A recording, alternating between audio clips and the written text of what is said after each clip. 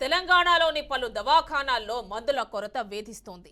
కామారెడ్డి, నిజామాబాద్ జిల్లాల్లోని అన్ని ప్రభుత్వ దవాఖానాల్లో ఈ సమస్య తాండవిస్తోంది. ఈ క్రమంలో ఉమ్మడి నిజామాబాద్ జిల్లా దవాఖానాల నోడల్ అధికారి అజయ్ కుమార్ తనిఖీలు చేశారు. పరిస్థితిని గుర్తించారు. రికార్డులు, రిజిస్టర్లను పరిశీలించారు. బోధన్ జిల్లా ప్రభుత్వ దవాఖానాలో వార్డులను పరిశీలించిన అనంతరం అధికారులు వైద్యులతో సమీక్ష నిర్వహించారు. దవాఖానాల్లో నెలకొన్న సమస్యలపై ప్రభుత్వానికి నివేదిక అందించేందుకు పర్యటిస్తున్నట్లు తెలిపారు. ఇక హైదరాబాద్లోని కీలక హాస్పిటల్స్ లో కూడా మందుల కొరత ఉందనే వాదన బలంగా వినిపిస్తోంది. ఈ పరిస్థితిని నిరసిస్తూ మాజీ మంత్రి రాజయ్య గాంధీ హాస్పిటల్ వద్ద ధర్నా నిర్వహించారు. ప్రభుత్వానికి వ్యతిరేకంగా నినాదాలు చేశారు. ఈ క్రమంలో ధర్నాకు అనుమతి లేదంటూ రాజయ్యను అరెస్ట్ చేశారు. పోలీసుల తీరుపై రాజయ్య ఆగ్రహం వ్యక్తం చేశారు. ఇక పూర్తి డీటెయిల్స్ మా కరెస్పాండెంట్ శ్యామ్ అందిస్తారు ఆదిలాబాద్ నుంచి. శ్యామ్, చెప్పండి, ఉమ్మడి ఆదిలాబాద్ జిల్లాలోని గవర్నమెంట్ హాస్పిటల్లో మందుల కొరత తీవ్రంగా ఉన్నట్టు కనిపిస్తోంది. డీటెయిల్స్ ఇవ్వండి, ఏం జరుగుతోంది?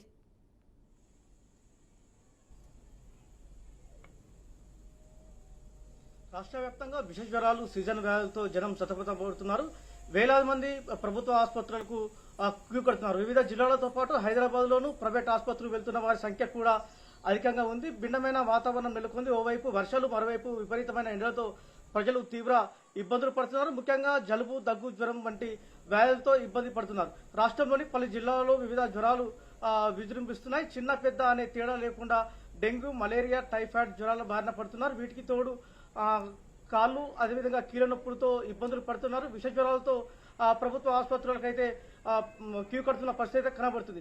ప్రభుత్వ ఆసుపత్రులు ఓపీ పేషెంట్లు అయితే భారీగా వస్తున్న నేపథ్యంలో బెడ్ లేక ఏదైతే రోగులు ఉన్నారో వాళ్ళు చాలా ఇబ్బందులు పడుతున్నారు. ఒక బెడ్ పైన ఇద్దరిని పడుకోబెట్టి ట్రీట్మెంట్ ఇస్తున్న పరిస్థితి కనబడుతుంది. అయితే ప్రభుత్వ ఆసుపత్రులు, ఓపీ సెంటర్లలో జనాలైతే కిటకీలు ఆడుతున్నారు. ఇంట్లో ఒకరికి జ్వరం మొదలైతే ఇంటి వాళ్ళందరికీ కూడా జ్వరాలు వస్తున్న పరిస్థితి కనబడుతుంది. మొత్తం మీదనైతే డెంగ్యూ, అదేవిధంగా మలేరియా బారిన పడిన రోగులు మాత్రం అధికంగా ఉన్నారు. వీరందరికీ కూడా ప్రభుత్వ, అదేవిధంగా ప్రైవేట్ ఆసుపత్రికి వస్తున్న పరిస్థితి కనబడుతుంది.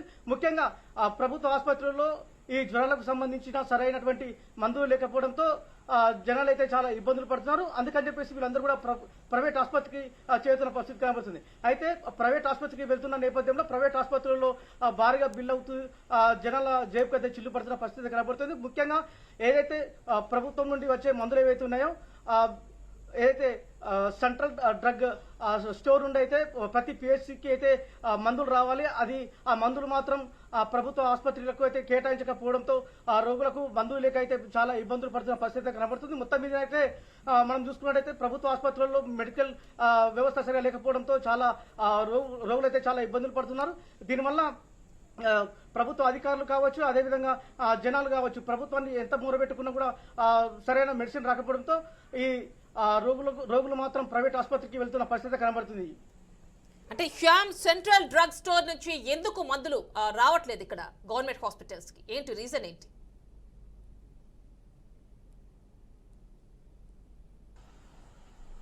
మొత్తం మీదైతే ఈ ఏదైతే ఈ మలేరియా, డెంగ్యూ, అదేవిధంగా టైఫాయిడ్ వంటి జ్వరాలతో పాటు విష జ్వరాలు వస్తున్న నేపథ్యంలో వారికి సరైన అవగాహన లేకపోవడం, అధికారులకు ఈ సీజన్ వ్యాధులు ఎప్పుడు ఎలా వస్తాయి, ఎంతమందికి వస్తాయని చెప్పేసి అవగాహన లేకపోవడం, వారికి సరిపడా మందులు తయారు చేయకపోవడం, ఇలాంటి పరిస్థితుల నేపథ్యంలో సెంట్రల్ అయితే బోర్డు ఉందో అక్కడ నుండి వీరికి మందులు రాకపోవడంతో చాలా ఇబ్బందులు పడుతున్నారు.